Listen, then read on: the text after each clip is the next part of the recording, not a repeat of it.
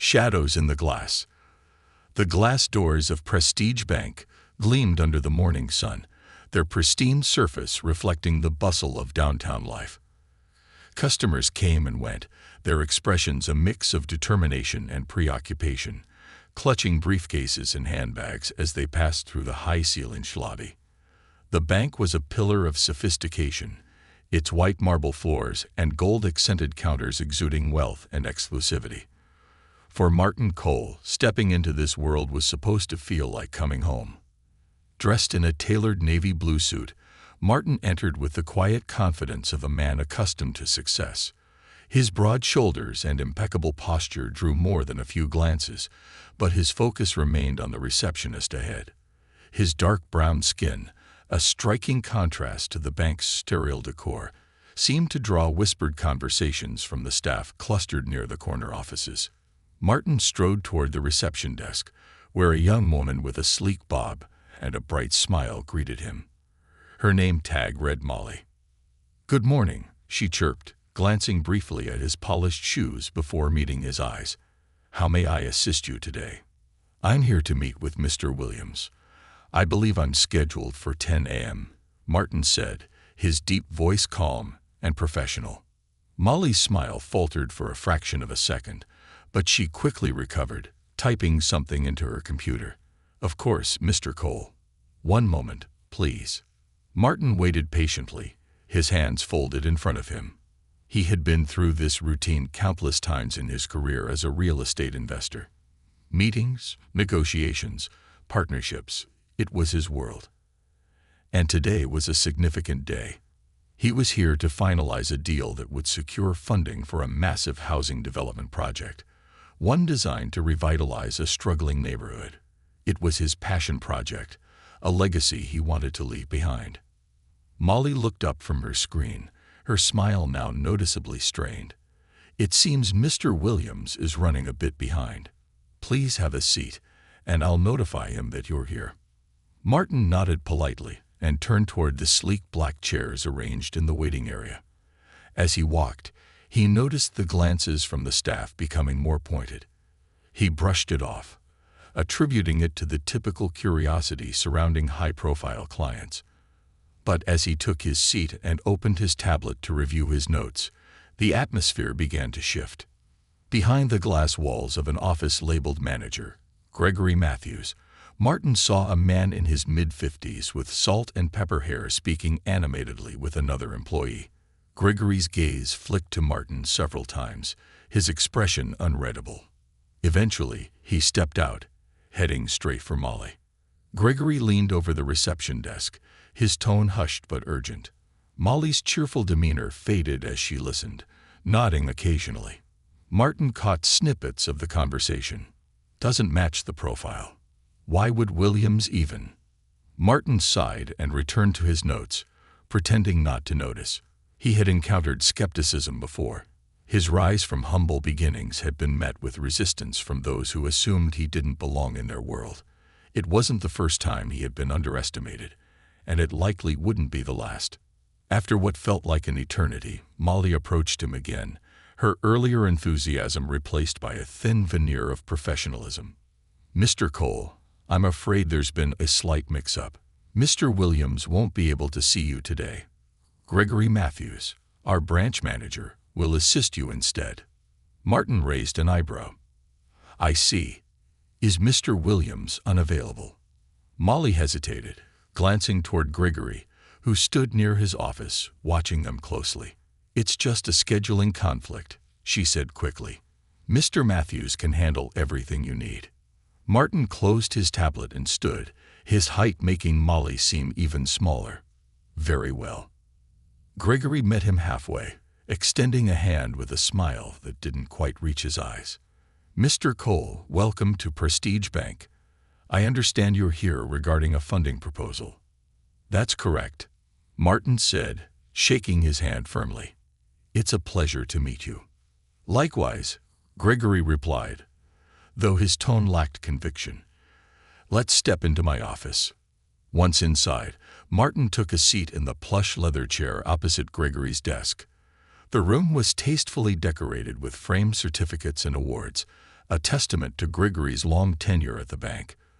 A photo of Grigory with a prominent local politician occupied a place of honor on the desk. "So," Grigory began, folding his hands and leaning forward slightly, "I've had a chance to glance at your file. An interesting proposal, to say the least." Martin nodded, sliding a neatly bound presentation folder across the desk. "It's more than a proposal. It's a commitment to addressing the affordable housing crisis in Riverstone Heights. The area has been neglected for years, and this project will provide quality homes, create jobs, and uplift the community." Grigory opened the folder and scanned the pages, his expression giving nothing away. "An admirable goal. But I must ask, have you considered the financial risks of such an endeavor? Riverstone Heights has a reputation, after all." "I'm well aware of the challenges," Martin replied evenly. "That's why I've assembled a strong team and a detailed strategy to mitigate those risks. The numbers speak for themselves." Grigory closed the folder and leaned back in his chair. "Mr. Cole, I'll be honest. Prestige Bank typically partners with clients who have a certain pedigree, established connections, a long-standing relationship with the bank." Martin's jaw tightened, but he kept his tone steady. "Are you suggesting my credentials are insufficient? I've worked with multiple financial institutions and have a proven track record of successful projects. Of course, I don't mean to question your abilities," Grigory said with a thin smile.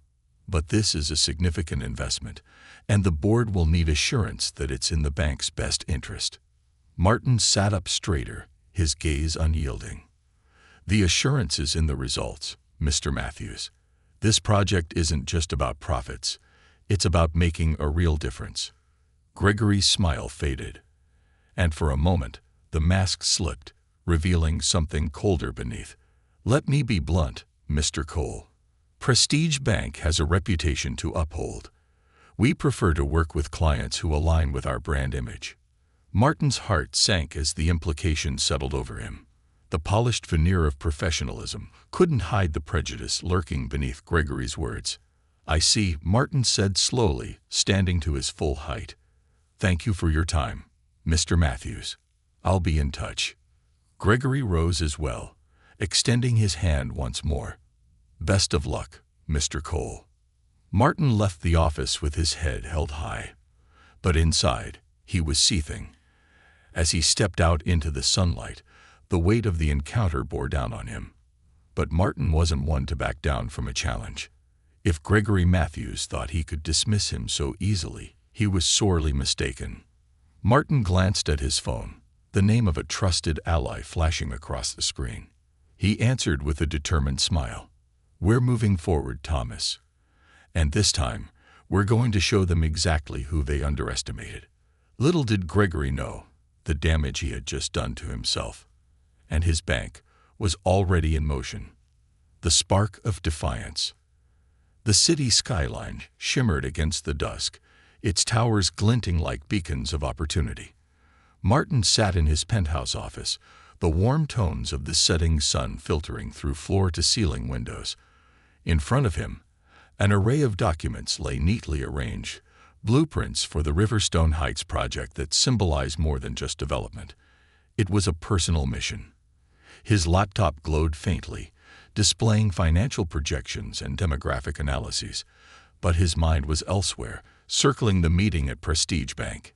He could still feel the condescension in Grigory Matthews' tone, the subtle dismissal layered beneath his words. It wasn't the first time Martin had encountered such treatment. But this time, it felt sharper, more deliberate. Prestige Bank wasn't just declining his proposal, it was undermining his credibility. And that, Martin decided, could not stand. The sharp ring of his office phone interrupted his thoughts. He answered briskly. "Martin Cole," he said. "Martin, it's Thomas," a familiar voice replied. Thomas Carter was more than a business partner. He was a longtime friend and confidant. "How'd the meeting go with Prestige?" Martin leaned back in his chair, his lips pressing into a thin line. "Exactly as I expected, but worse." Grigory Matthews didn't even bother hiding his bias. "He practically told me I didn't belong there." A pause hung in the air before Thomas responded. That's disappointing, but not surprising. Prestige is old money. They're more concerned about appearances than actual results. What's the plan now? Martin allowed a slow smile to spread across his face, the kind that hinted at resolve and ingenuity. We pivot. Prestige Bank isn't the only game in town. But before we move forward, I want to make sure they regret underestimating me. Thomas chuckled. I was hoping you'd say that. What do you have in mind? Martin's gaze fell on the blueprints spread across his desk. Something disruptive. I'll make them see what they turned down in the most public way possible. By the time I'm done, they'll wish they'd been the ones to back this project. The next morning, Martin arrived at Riverstone Heights, the neighborhood he hoped to transform. It was a stark contrast to the glass and steel corporate world he navigated daily. The streets were worn but alive with resilience. Children played on sidewalks lined with crumbling brick buildings, and local vendors set up shop beneath faded awnings. Despite the challenges the area faced, Martin saw potential, a vibrant community waiting to thrive. As he walked down the main street, he was greeted by familiar faces. Over the past year, Martin had built relationships with the residents, listening to their stories and understanding their needs. His project wasn't just about real estate. It was about giving these people a voice and a stake in their future. Mr. Cole, a voice called out. Martin turned to see Mrs. Daniels, a retired schoolteacher who ran a small bookstore. She waved him over with a warm smile. Good to see you, young man. Are you making progress with those big plans of yours? Martin returned her smile. We hit a small bump, but nothing we can't handle. How's business? Steady as ever, she replied, her voice tinged with pride. People here may not have much, but they love their books. That's good to hear, Martin said. Once we get the project off the ground, I'll make sure your store gets prime visibility. Mrs. Daniels chuckled. You've always got your eyes on the big picture, don't you? Martin nodded, his expression serious. It's the only way to make a lasting change. He spent the next few hours meeting with other residents, gathering updates on their needs and concerns. By the time he returned to his car, his determination had crystallized into action. Prestige Bank might have turned him away, but their rejection would fuel his resolve. Later that week, Martin hosted a private networking event at one of the city's most prestigious venues. The ballroom was a stunning mix of elegance and modernity, with crystal chandeliers casting a warm glow over the attendees. Entrepreneurs, philanthropists, and city officials mingled, their conversations a symphony of ambition and opportunity. Martin moved through the crowd with ease, greeting old acquaintances and forging new connections. His charisma was magnetic, drawing people in as he spoke passionately about the Riverstone Heights project. He made sure every conversation ended with a compelling pitch and an invitation to join the initiative. By the time the night ended, Martin had secured several key allies, including a tech entrepreneur interested in sponsoring a community center and a venture capitalist willing to provide seed funding. It wasn't enough to replace the loan Prestige Bank had denied, but it was a start. As the last guests departed, Thomas approached Martin, a glass of champagne in hand. That was impressive, he said. You've got half the city talking about Riverstone Heights. Martin accepted the compliment with a nod. Good. Let them talk. The more people know about this project, the harder it will be for institutions like Prestige to ignore it. Thomas raised his glass. To turning obstacles into opportunities. To proving them wrong, Martin added, clinking his glass against Thomas. Behind the scenes, Martin launched a media campaign to raise awareness for the Riverstone Heights project. He partnered with local journalists to highlight the stories of the neighborhood's residents, showcasing their strength and the transformative potential of the development. Social media buzzed with hashtags like #BuildRiverstone and #CommunityFirst, drawing widespread attention to the initiative. The campaign gained traction quickly, attracting the interest of influential figures and organizations. Martin was invited to speak at conferences and panels, where he passionately advocated for equitable urban development. Each appearance added momentum to his cause, making it increasingly difficult for Prestige Bank to ignore the growing wave of support. Meanwhile, at Prestige Bank, Gregory Matthews found himself under scrutiny. The media frenzy surrounding the Riverstone Heights project had reached the boardroom, where senior executives questioned why the bank wasn't involved. "Gregory, explain this to me," one of the directors demanded during a tense meeting. "How did we let a project with this much potential slip through our fingers?" Gregory shifted uncomfortably in his chair. "The proposal didn't align with our strategic priorities," he said defensively. "It was a high-risk venture in a low-income area." Another director frowned. "That low-income area is about to become a major success story.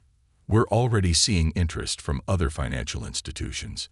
If this blows up, we'll look like fools for not backing it." Gregory forced a smile. "I'm sure we can revisit the proposal if necessary." The director's eyes narrowed. "We shouldn't have turned it down in the first place. You've got some explaining to do." As the meeting adjourned, Gregory returned to his office, seething. The pressure was mounting, and he knew Martin Cole was behind it. But Gregory wasn't one to back down easily. If Martin thought he could outmaneuver him, he was in for a rude awakening. Unbeknownst to Gregory, Martin had already anticipated his next move. With his growing network of allies, Martin was building a coalition of investors that would make the Riverstone Heights project unstoppable. And as the pieces fell into place, Martin's ultimate goal became clear: not just to succeed, but to expose the systemic biases that had tried to hold him back. The spark of defiance that had ignited in Prestige Bank's office was now a roaring flame. Martin Cole was just getting started, and the world was about to see what happened when you underestimated the wrong man. Laying the foundation. The buzz surrounding the Riverstone Heights project had grown to a roar. Martin Cole's vision was no longer just a whisper among business circles. It was now a topic of discussion across the city. Social media platforms were flooded with posts praising the initiative, and news outlets ran stories about the transformative potential of the development. The project had become more than a blueprint. It was now a movement. But while the public cheered for Martin, not everyone was supportive. Behind the glossy headlines and enthusiastic hashtags, opposition began to stir, discreet but deliberate. It was a crisp morning when Martin arrived at the construction site for the first phase of the Riverstone Heights project. The land, once abandoned and overgrown, had been cleared and prepped for building. Heavy machinery lined the perimeter, and workers in hard hats bustled about, ready to bring the vision to life. As Martin stepped out of his sleek black car, he was greeted by Rachel Kim, his lead architect, and one of the brightest minds in urban development. "Morning, Martin," Rachel said, handing him a clipboard with updates. "We've got permits finalized. The site's been cleared, and materials start arriving next week." "Good work," Martin replied, scanning the documents. "Any issues I should know about?" Rachel hesitated, her brow furrowing slightly. "We did get a call from city inspectors this morning. They're claiming there might be zoning violations on the south corner of the site." Martin looked up sharply. "Zoning violations? We've double-checked everything. That land is designated for mixed-use development." "I know," Rachel said, her tone steady but wary. "It could just be a routine check, but it feels off, especially since they called directly instead of filing the usual paperwork." Martin frowned. "Keep me updated. If this turns into anything more, we'll address it head-on." As Rachel returned to overseeing the site, Martin's phone buzzed in his pocket. It was an unknown number, but the area code was local. "This is Martin Cole," he answered. A gravelly voice replied. "Mr. Cole, this is Patrick Willis, Deputy Inspector with the city's zoning department. I wanted to personally inform you that we'll be conducting a review of your site later this week." Martin's grip on the phone tightened. "Deputy Willis, my team has ensured full compliance with all zoning regulations. Is there a specific concern we should be aware of?" "Just routine," Willis said, though his tone suggested otherwise. We want to ensure everything is above board. I appreciate your diligence, Martin replied, his voice calm but firm. You'll find that my team operates with full transparency. As the call ended, Martin's jaw clenched.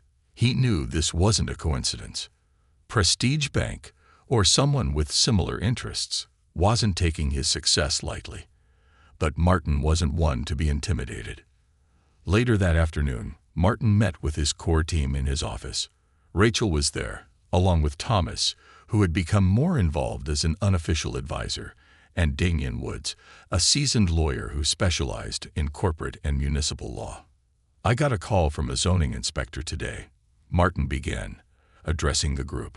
They're conducting a routine review. Rachel's already flagged some unusual behavior from their end. Damien leaned back in his chair, his expression thoughtful. It's not uncommon for projects of this scale to face extra scrutiny, especially when they disrupt established interests. But if this review escalates, it could delay construction and cost you a fortune. Martin nodded. That's why I want to be proactive.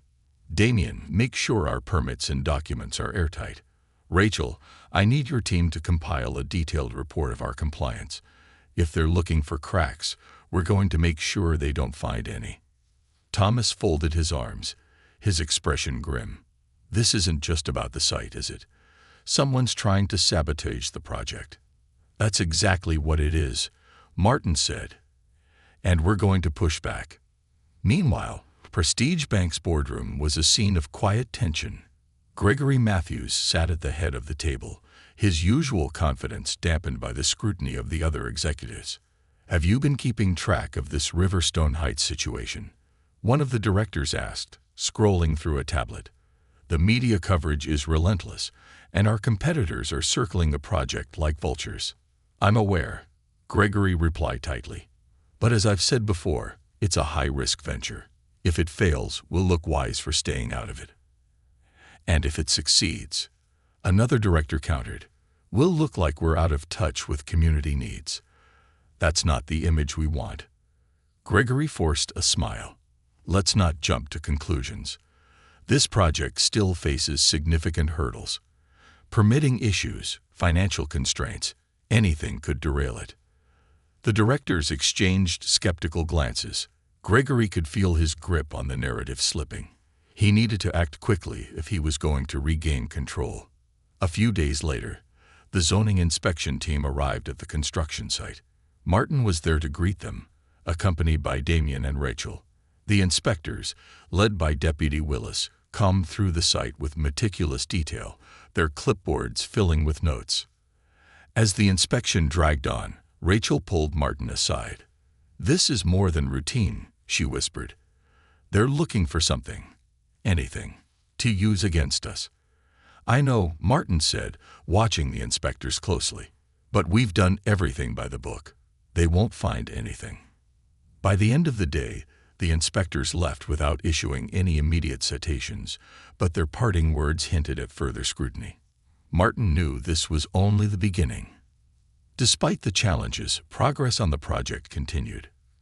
Construction crews began laying the foundation for the first residential building, a symbolic milestone that Martin ensured was captured by local media. He held a press conference at the site, speaking passionately about the project's impact. Riverstone Heights is more than just a development, he told the crowd of reporters. It's a promise to this community, to this city, and to the generations that will thrive here. This is what progress looks like. The press conference generated another wave of positive coverage, but it also amplified the opposition. Martin received an anonymous email the next day, the subject line reading, "Know your place." The message was simple: stop now or face the consequences. Martin stared at the screen, his mind racing. He had expected resistance, but this was a clear threat. He forwarded the email to Damien, who immediately escalated the matter to law enforcement. Behind the scenes, Martin's network of allies continued to grow. He secured additional funding from private investors, ensuring the project would move forward despite potential delays. At the same time, he intensified his public outreach, hosting community events, and engaging directly with residents. One evening, as Martin walked through Riverstone Heights, he stopped by a community center where local children were playing basketball. A young boy approached him, clutching a worn basketball. "Are you the guy building the new houses?" the boy asked. Martin crouched down to meet his gaze. "That's right. What's your name?" "Jaden," the boy replied. "Will my family get to live there?" Martin smiled warmly. "That's the plan, Jaden. We're building these homes for families like yours." The boy beamed, and in that moment, Martin was reminded of why he was fighting so hard. This project wasn't just about proving himself. It was about creating a future where kids like Jaden could dream bigger. As the foundation for the first building took shape, so did Martin's resolve. The obstacles were mounting, and the opposition was growing more aggressive, but he refused to back down. Every challenge only strengthened his determination to see the project through. What Martin didn't yet realize was that the fight ahead would test him in ways he hadn't imagined. The forces working against him were more powerful and more ruthless than he had anticipated. But Martin Cole wasn't just building a development, he was building a legacy. And legacies, he knew, were forged in the fire of adversity. The storm gathers. The Riverstone Heights construction site hummed with activity as the first beams of steel rose into the sky. Martin stood at the edge of the lot, his hands in his pockets, watching workers maneuver cranes and forklifts with precision. This was the beginning of something tangible, a transformation he had envisioned for months finally taking shape. But beneath the surface, unease simmered. The opposition was no longer silent, and the attacks were escalating. 2 weeks after the zoning inspection, the first setback struck. Rachel burst into Martin's office, a stack of papers in her hand, and a look of frustration on her face. "Martin, we've got a problem," she said, dropping the documents on his desk. "The city has issued a stop work order on the south corner of the site." Martin frowned, flipping through the papers. "What grounds?" "They're claiming environmental violations," Rachel replied. "Something about soil contamination." "That's impossible," Martin said firmly. "We did an environmental assessment before we broke ground. The soil is clean." Rachel sighed. "I know, but they're insisting on additional testing.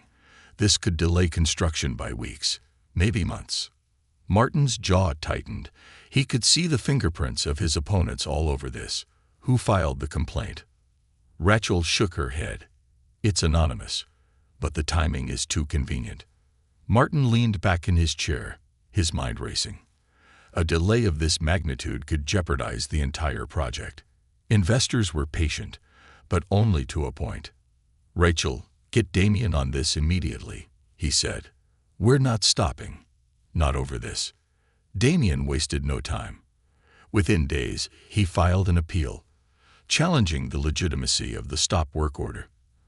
At the same time, he launched a counter-investigation, hiring independent environmental experts to conduct their own tests. The results came back clear. There was no contamination. Armed with the evidence, Damien prepared to take the case to court if necessary. But the stop work order wasn't the only challenge. A week later, Martin arrived at the site to find graffiti sprayed across the construction fencing. The words were crude and hateful. "Stay out. You don't belong here." Martin stared at the defaced fence, anger boiling beneath his calm exterior. Rachel stood beside him, her face tight with concern. "This is getting personal," she said quietly. "It was always personal," Martin replied, his voice steady. "They're trying to intimidate us. It won't work." He instructed the crew to repaint the fencing and install security cameras around the site. The graffiti was gone by the end of the day. But the message lingered. Whoever was behind this wasn't backing down. As the opposition intensified, so did Martin's resolve. He doubled down on his public outreach, organizing town hall meetings and community events to rally support for the project. At one such event, held in the gymnasium of a local school, the energy in the room was electric. Martin stood at the podium, addressing a crowd of residents, local business owners, and reporters. Behind him, a large banner read, "Riverstone Heights, Building a Future Together." "This project isn't just about bricks and mortar," Martin said, his voice strong and passionate. "It's about people. It's about families like yours who deserve safe, affordable housing. It's about giving our children a future they can believe in." The crowd erupted into applause, and Martin felt a surge of hope. But as the meeting continued, he noticed a man standing near the back of the gym, his arms crossed and his face unreadable. Dressed in a dark suit, the man exuded an air of quiet authority. He didn't clap or cheer, and when Martin's eyes met his, the man nodded curtly before slipping out the door. After the meeting, Martin pulled Thomas aside. "Did you see that guy in the back?" Thomas nodded. "Yeah, didn't recognize him." "Why?" "Something about him felt off." Martin said, "Keep an eye out. I don't want any surprises." The next surprise came in the form of an article in a prominent local newspaper. The headline read, "Riverstone Heights, Community Savior or Corporate Vanity Project." The article was a thinly veiled attack on Martin's character, questioning his motivations and accusing him of exploiting the neighborhood for personal gain. Martin read the piece with a growing sense of frustration. It quoted anonymous sources who claimed he was out of touch with the community and more interested in profit than progress. The accusations were baseless, but the damage was done. Public opinion, once overwhelmingly in his favor, began to waver. Rachel stormed into his office, slamming the newspaper onto his desk. "This is a hit piece, Martin. Someone's trying to smear you." "I know," Martin said, his voice calm but firm. "And it's working. We need to counter this. Fast." Rachel hesitated. "How?" "If we go too hard, we risk looking defensive. If we do nothing, people might believe it." Martin leaned forward, his hands clasped together. "We fight back with the truth. Reach out to the residents we've helped, the people who believe in this project. Get their stories out there. We're not just building homes. We're building trust. Let's remind everyone of that." The counter-campaign was swift and effective. Within days, testimonials from residents began circulating on social media, accompanied by photos of the construction progress. Local influencers and community leaders voiced their support for Martin, pushing back against the negative narrative. One video, in particular, went viral. It featured Mrs. Daniels, the bookstore owner, standing in front of her shop. "I've lived in Riverstone Heights for 30 years, she said, her voice steady and determined. "I've seen this neighborhood at its best and its worst. What Martin Cole is doing here isn't about money. It's about hope. He's not just building homes. He's building a future for all of us." The video garnered thousands of views and was shared widely, turning the tide of public opinion once again. But the attacks continued. Late one evening, as Martin worked in his office, his phone buzzed with an alert. He glanced at the screen and froze. The security cameras at the construction site had detected movement. He quickly accessed the live feed and saw two shadowy figures near the machinery. Martin called Rachel and Thomas, who both arrived within minutes. By the time they reached the site, the damage was done. Several pieces of equipment had been vandalized, their engines smashed and wires cut. Spray painted across one of the machines were the words, "This is your last warning." Thomas cursed under his breath. "This isn't just sabotage. It's a threat." Martin nodded, his expression grim. "They're escalating, and so will we." The following day, Martin filed a formal report with the police, providing the security footage and a detailed account of the threats and vandalism. At the same time, he hired a private security firm to monitor the site around the clock. But the incident only strengthened his determination. At a press conference the next day, Martin addressed the attacks head-on. "Let me be clear," he said, standing in front of the construction site. "We will not be intimidated. This project is bigger than any one person. It's about a community coming together to create something better. To those trying to stop us, you won't succeed. "We're here to stay."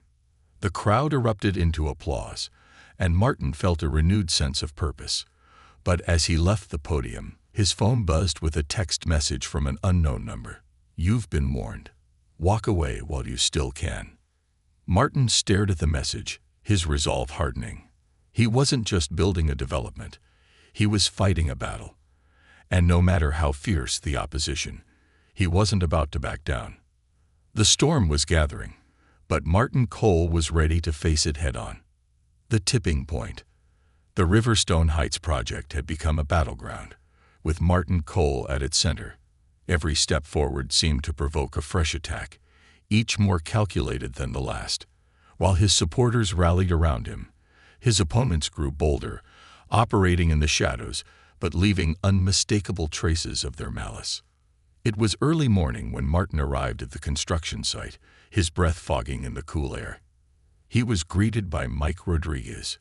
The foreman, whose usually calm demeanor was visibly shaken.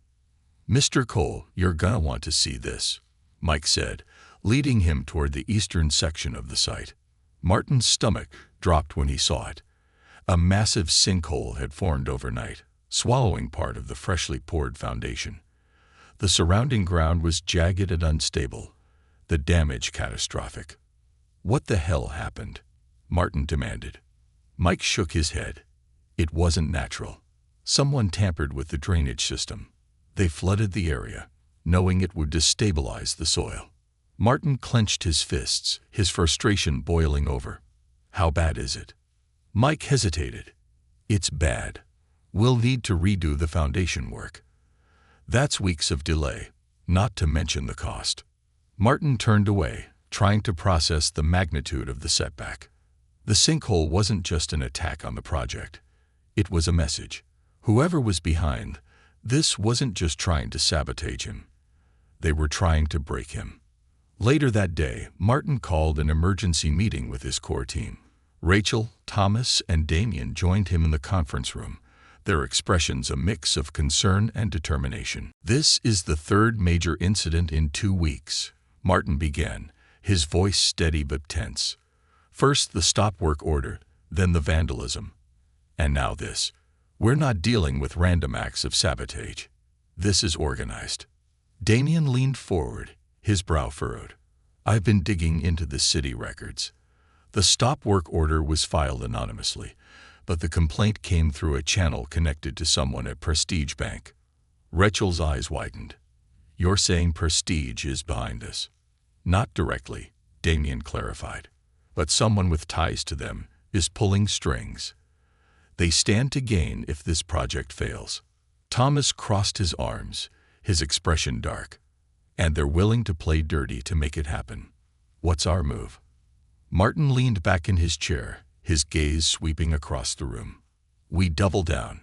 Rachel, I want a full assessment of the sinkhole damage. Figure out what it'll take to repair it, and get us back on track. Damien, dig deeper. I want names. Every connection, every paper trail. And Thomas, we need to secure more funding. This is going to get expensive." Rachel nodded. "We'll also need to step up security. Whoever did this isn't going to stop." "I've already contacted the security firm," Martin replied. "From now on, this site is under 24/7 surveillance. If they try anything again, we'll catch them." As the team got to work, Martin focused on rallying support. He met with community leaders, attended city council meetings, and continued to push the narrative of resilience. At one such meeting, held in a crowded town hall, he addressed a skeptical audience. "Some people want this project to fail," he said, his voice firm and unwavering. "Not because it's bad for the community, but because it threatens their control. They don't want to see Riverstone Heights thrive. But I do. And I know you do too." A man in the back of the room stood up. He was middle-aged, dressed in work clothes, and his face was lined with years of hard labor. "I've lived here my whole life," the man said, his voice rough but earnest. "I've seen promises come and go. What makes you different?" Martin met the man's gaze. "Because I'm not here to make promises. I'm here to deliver results. And I won't stop until this community gets what it deserves." The room erupted into applause, and the man nodded, his skepticism giving way to a flicker of hope. Despite the setbacks, progress continued. The sinkhole repairs were underway, and Martin's team worked tirelessly to keep the project moving. But the tension was taking its toll. Martin found himself working longer hours, sleeping less, and constantly looking over his shoulder. One evening, as he reviewed documents in his office, his phone buzzed with a call from an unknown number. He hesitated before answering. "This is Martin Cole." A voice on the other end spoke, low and menacing. "You've ignored our warnings, Mr. Cole. This is your last chance to walk away. Drop the project, or you'll regret it." Martin's grip tightened on the phone. "Who is this?" The caller chuckled. "Someone who can make your life very difficult. Think about what you're risking: your reputation, your safety, your family." The line went dead. Martin sat in silence for a moment, his heart pounding. He had anticipated threats, but hearing them spoken aloud made them feel more real. He thought of his parents, who had worked tirelessly to give him a better life, and of the people in Riverstone Heights who were counting on him. He couldn't back down. Not now. The next day, Damien arrived at Martin's office with a folder of documents. "You're going to want to see this," Damien said, setting the folder on the desk. "I found the connection we were looking for." Martin opened the folder and scanned its contents. Inside were emails, financial records, and meeting notes linking Prestige Bank to a shadowy group of real estate developers. The developers had a vested interest in Riverstone Heights failing. They wanted to buy the land at a fraction of its value once the project collapsed. "This is it," Martin said, his voice grim. "Proof that they're behind this." Damien nodded. "But we need more if we're going to take them down. This is enough to raise questions, but not enough to win in court." Martin leaned back in his chair, his mind racing. "Then we get more. If they're willing to go this far, they'd left other traces. We just have to find them."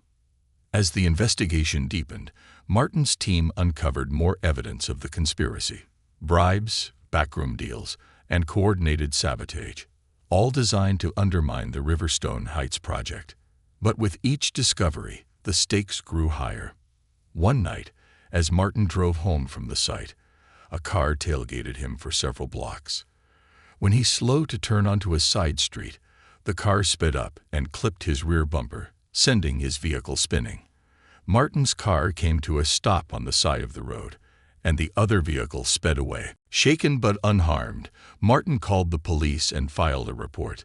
The incident was clearly intentional, a warning that his enemies were willing to escalate their tactics. The attack only strengthened Martin's resolve. At a press conference the next day, he addressed the growing threats. "Let me be clear," he said, his voice steady but full of conviction. "This project isn't just about building homes. It's about standing up to those who think they can control our future. They want us to give up, but we won't. We'll fight for what's right, and we'll win." The crowd erupted into applause, and Martin felt a surge of determination. The road ahead was treacherous, but he wasn't alone. With his team, his community, and his unshakable resolve, he would see the Riverstone Heights project through, no matter the cost. The tipping point had arrived, and Martin Cole was ready, breaking the chains. The escalating threats and sabotage only fueled Martin Cole's determination to see the Riverstone Heights project succeed. His enemies had pushed him to the brink, but instead of breaking him, they had ignited a fire he hadn't realized he possessed. Now it wasn't just about the project. It was about dismantling the system that allowed such corruption to thrive. The morning after the deliberate car collision, Martin arrived at his office to find Thomas already there, pacing with a mug of coffee in hand. "You're lucky to be alive," Thomas said bluntly as Martin entered. That crash wasn't just a scare tactic. They were sending a message. "I got the message loud and clear," Martin replied, dropping his briefcase on the desk. "And my response is the same. I'm not backing down." Thomas nodded, his expression grim. Good, because Damien's got something big. He's in the conference room. Martin followed Thomas to the conference room, where Damien and Rachel were already waiting. Damien had a laptop open, displaying a series of documents and images on the large screen. "Here's what we've got," Damien began. "I traced the funding for the anonymous groups protesting against the project. It's all being funneled through shell companies, but I managed to connect the dots. The money leads back to the same group of developers working with Prestige Bank." Rachel leaned forward, her brow furrowed. "So they're not just sabotaging us directly. They're also inciting public opposition." "Exactly," Damien said. "They're paying off protesters to make it look like the community is against the project. But here's the kicker. I found a whistleblower." Martin's eyes narrowed. "A whistleblower?" Damien nodded. "One of the protest organizers reached out anonymously. They want to talk, but they're scared. They're afraid of retaliation." "Can we trust them?" Rachel asked. "We'll have to vet them carefully," Damien replied. "But if they're legit, they could be the key to exposing this entire operation." Martin crossed his arms, his mind racing. "Set up the meeting. Discreetly. We can't afford any leaks." The meeting with the whistleblower took place in a small cafe on the outskirts of the city. Martin, Damien, and Thomas sat in a corner booth, their eyes scanning the room for any sign of trouble. A young woman in her mid-20s entered, her face partially hidden beneath a baseball cap. She approached cautiously, glancing over her shoulder before sliding into the booth. "My name's Leela," she said quietly, "and I'm probably risking everything just by being here." "You're safe with us," Martin assured her. "We just want to understand what's happening." Leela hesitated before pulling out her phone and placing it on the table. "They hired me to organize protests, but it wasn't what I thought it would be. At first, they made it sound like a legitimate community effort. They said the project would displace families, that it was bad for the neighborhood. But then I started noticing things." "Like what?" Damien asked. "Fake stories, planted complaints," Leila replied. "They told us to make noise, create chaos, anything to slow the project down. And then I found out where the money was coming from. Through these fake organizations that all trace back to one group." Martin's jaw tightened. "Prestige Bank." Leila nodded. "Them and a few developers. They want the project to fail so they can swoop in, buy the land cheap, and build luxury condos. It's all about profit." Thomas leaned forward, his voice low. "Do you have proof?" Leela hesitated, then opened her phone, scrolling through messages, emails, and bank transactions. "I kept everything. I didn't know what else to do. If they find out I talked to you." "They won't," Martin said firmly. "We'll protect you. And this," he gestured to her phone, "is exactly what we need." Armed with Lila's evidence, Damien began building a case against Prestige Bank and its allies. The documents and messages provided undeniable proof of a coordinated effort to sabotage the Riverstone Heights project. Martin's team compiled everything into a comprehensive report, ready to be shared with law enforcement and the media. But as they prepared to go public, the opposition struck again. It was late one night when Martin received an urgent call from Mike Rodriguez, the foreman. "Martin, you need to get down here," Mike said, his voice tense. "The site's on fire." Martin's heart dropped. He jumped into his car and raced to the construction site, the orange glow of flames visible from blocks away. By the time he arrived, firefighters were battling the blaze, their hoses spraying water over smoldering beams and equipment. Rachel appeared beside him, her face pale. "They set it on fire, Martin. Everything we've built so far, it's gone." Martin stared at the destruction, his fists clenched. "They think they can burn us out," he said, his voice low. "But they're wrong." The fire was a devastating blow, but it also galvanized the community. When news of the arson spread, residents rallied around Martin, holding vigils and fundraisers to support the project. The public outcry against the sabotage grew louder, putting even more pressure on the conspirators. With the evidence in hand, Martin made his move. He called a press conference, inviting reporters, community leaders, and law enforcement officials. Standing in front of the charred remains of the construction site, he spoke with unshakable resolve. For months, this project has been under attack, he began. Not by the community, but by powerful interests who want to see it fail. Today, we're exposing the truth. Damien stepped forward, presenting the evidence to the assembled media. The documents, emails, and financial records laid bare the conspiracy, implicating Prestige Bank and its partners in a campaign of sabotage and corruption. The revelation sent shockwaves through the city. News outlets ran headline after headline, calling for accountability and justice. The city council launched an investigation, and law enforcement began issuing subpoenas. As the walls closed in on Prestige Bank, Gregory Matthews found himself isolated. The board of directors demanded answers, and his allies began distancing themselves. Gregory tried to deny any involvement, but the evidence was overwhelming. At the same time, Martin's team worked tirelessly to rebuild. With new funding from private investors and an outpouring of community support, construction resumed at Riverstone Heights. The site, once a target of destruction, became a symbol of resilience and hope. One evening, as Martin walked through the site, he found Jaden, the young boy who had asked about the new homes, watching the workers pour concrete. "Hey, Jaden," Martin said, crouching beside him. "What do you think?" "It's gonna be awesome," Jaden replied, his eyes wide with excitement. "Is my family still gonna get to live here?" Martin smiled. "Absolutely. This is for you and your family." As Jaden ran off to tell his friends, Martin felt a deep sense of purpose. The battle wasn't over, but the tide had turned. Riverstone Heights was no longer just a project. It was a promise, and Martin was determined to keep it. The chains of corruption were breaking, and a brighter future was within reach. But Martin knew the final showdown was still to come. The enemies he had exposed weren't going down without a fight. And he was ready. The reckoning.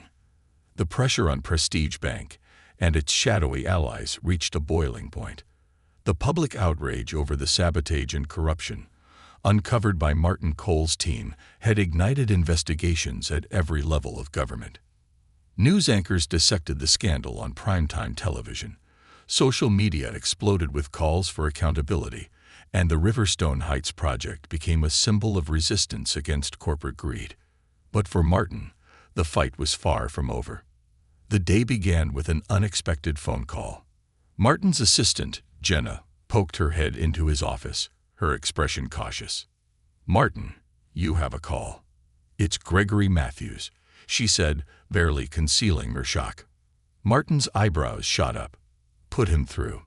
He picked up the receiver, his tone cool and steady. "This is Martin Cole." "Martin," Gregory's voice came through, strained and weary. "I think we need to talk." "Talk," Martin replied, his voice laced with skepticism. "I thought your strategy was to intimidate me, not negotiate." Gregory sighed heavily.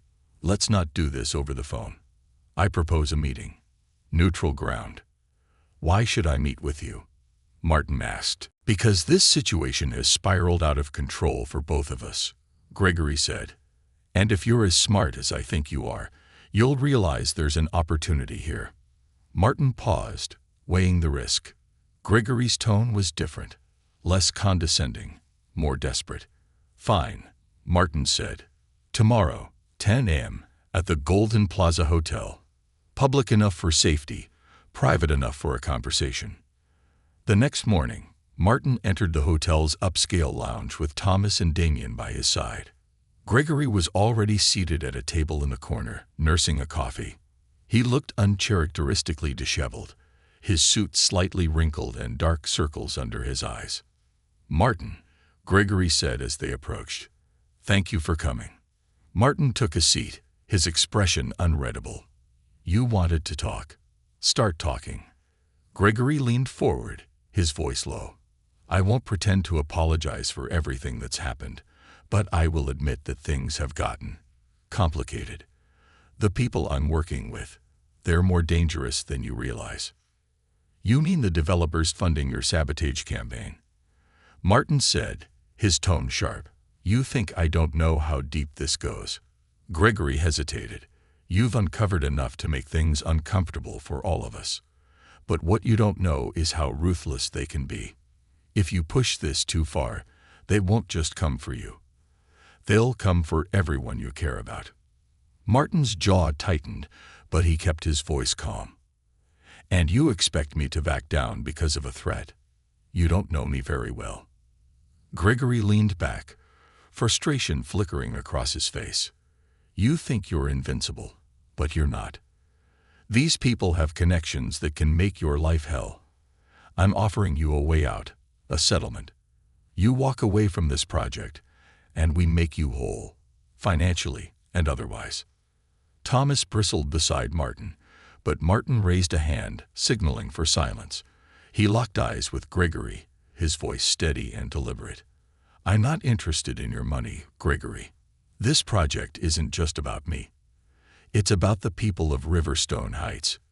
You think you can bully me into submission, but all you're doing is proving why this fight matters. Gregory's composure cracked for a moment, a flicker of fear in his eyes. You're making a mistake. No, Martin said, standing. You made the mistake when you thought you could stand in the way of progress. After the meeting, Damien turned to Martin as they exited the hotel. He's scared. That much is obvious. Martin nodded, scared enough to warn us, but not scared enough to turn on his partners. We need to keep the pressure on. Any chance he folds if things get worse for him? Thomas asked. Maybe, Martin said, but we're not waiting around to find out. Let's move. That evening, Martin held another town hall meeting, this time inviting local officials and reporters. The gymnasium was packed with residents eager to hear updates on the project and the unfolding scandal. Martin stood before the crowd, his voice strong and resolute. This fight isn't just about a construction project, he said, addressing the room. It's about standing up to those who think they can exploit our communities for their own gain. It's about proving that progress doesn't have to come at the expense of integrity. The crowd erupted into applause, and Martin felt a surge of energy. But as he scanned the room, his eyes caught a figure near the exit, a man in a dark suit, watching intently before slipping out. Martin's instincts flared. He signaled to Thomas, who followed the man out of the building. Moments later, Thomas returned, his expression grim.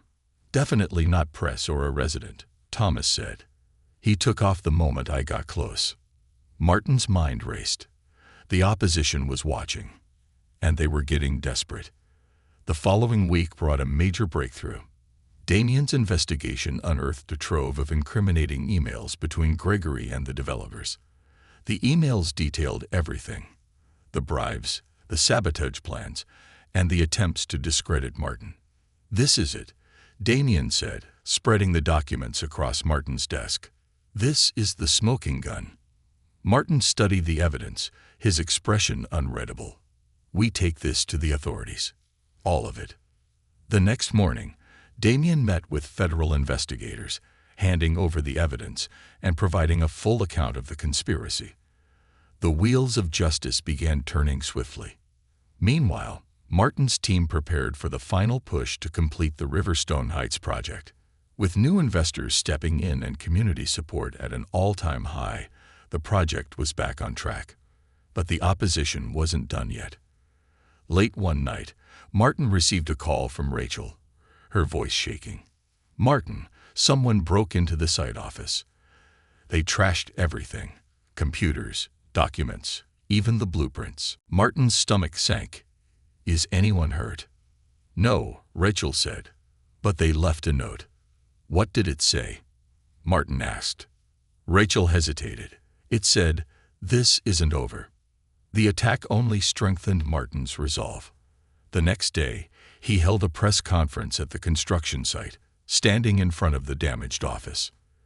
They think they can scare us into giving up, he said, his voice ringing with determination.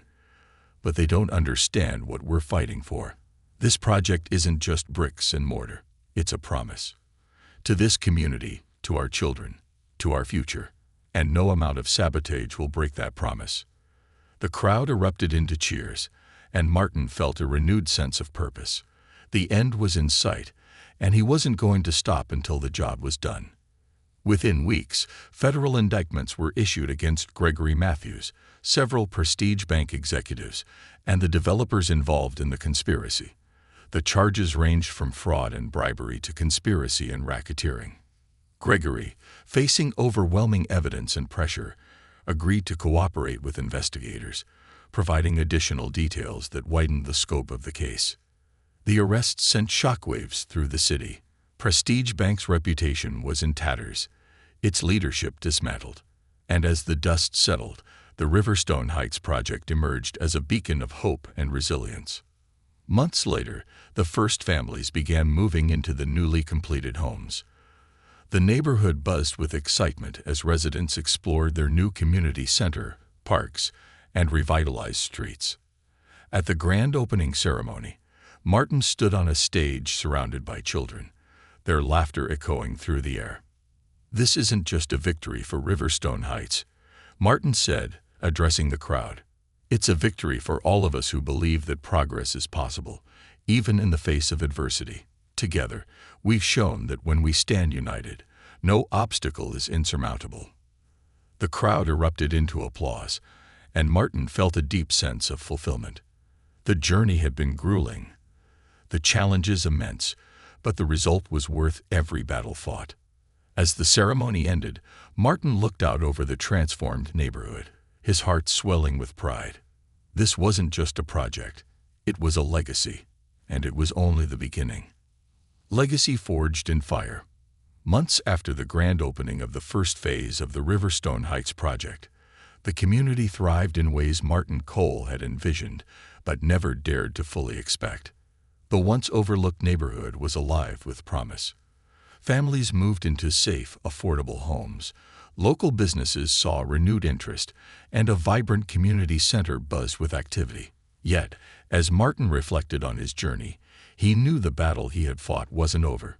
It had simply shifted into a new phase. The fallout from the Riverstone Heights conspiracy rippled far beyond the city limits.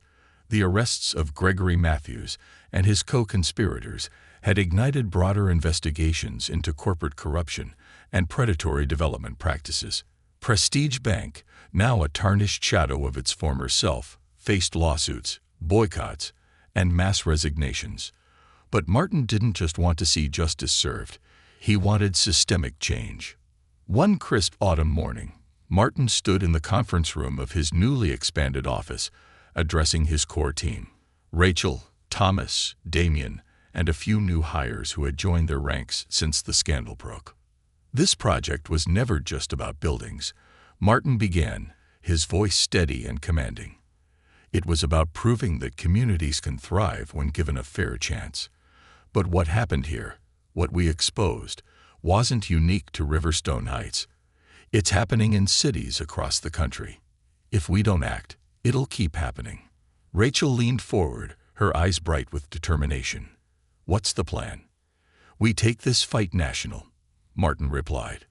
"We use the momentum we've built to advocate for policies that prevent this kind of exploitation. Affordable housing, corporate accountability, anti-corruption reforms. It starts here, but it doesn't end here." Thomas grinned. "You're talking about turning this into a movement." "Exactly," Martin said. "A movement that puts people first." The first step was to establish the Cole Initiative for Equitable Development, CIED, a nonprofit dedicated to promoting ethical urban development and empowering underserved communities. Using the settlement money from the lawsuits against Prestige Bank and its partners, Martin provided the seed funding to launch the organization.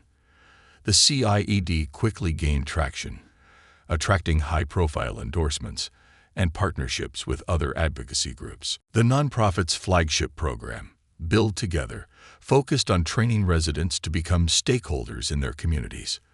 From workshops on financial literacy to courses on community organizing, The program gave people the tools they needed to protect their neighborhoods from predatory developers.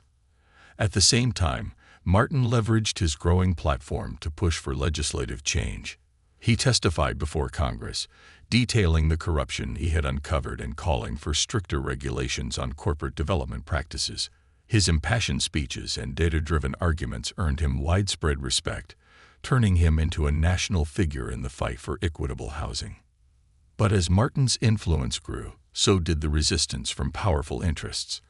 Developers who had profited from exploitative practices fought back, funding counter-campaigns that painted Martin as a radical threat to economic progress. Attack ads filled the airwaves, twisting his words and questioning his motives. One evening, as Martin sat in his living room watching a particularly vicious ad accusing him of destroying free enterprise, his phone buzzed with a call from Thomas. "Martin, you seeing this?" Thomas asked, his voice tinged with both anger and amusement. "Hard to miss," Martin replied, shaking his head.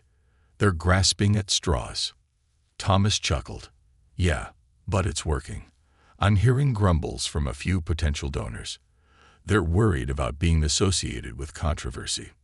Martin leaned back, his gaze fixed on the screen. "Let them grumble. This isn't about money. It's about doing what's right. We'll find other allies." "And we will," Thomas said firmly.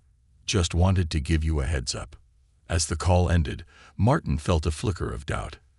The attacks were relentless, and the stakes were higher than ever. But he reminded himself why he had started this fight. For the families of Riverstone Heights, for communities like it across the country, and for the future he believed was possible. The tipping point came during a national housing summit in Washington, D.C., where Martin was the keynote speaker. The event drew policymakers, activists, and business leaders from across the country, making it the perfect stage for Martin to confront his detractors head-on. Standing at the podium, Martin began his speech with a story. The story of Jaden, the young boy from Riverstone Heights who had asked if his family would have a place in the new development. As Martin recounted how Jaden and his family had moved into their new home and how Jaden had begun excelling in school, the audience listened intently. "This isn't just about housing," Martin said, his voice resonating through the hall. "It's about dignity. It's about opportunity.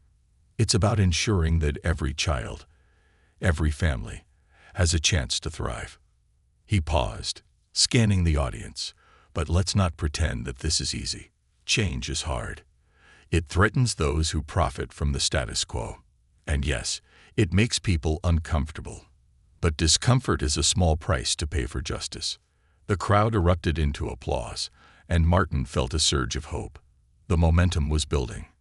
In the months that followed, the CIED became a powerhouse in the fight for housing reform. It lobbied for legislation that increased transparency in real estate transactions, imposed penalties for predatory development practices, and incentivized affordable housing projects.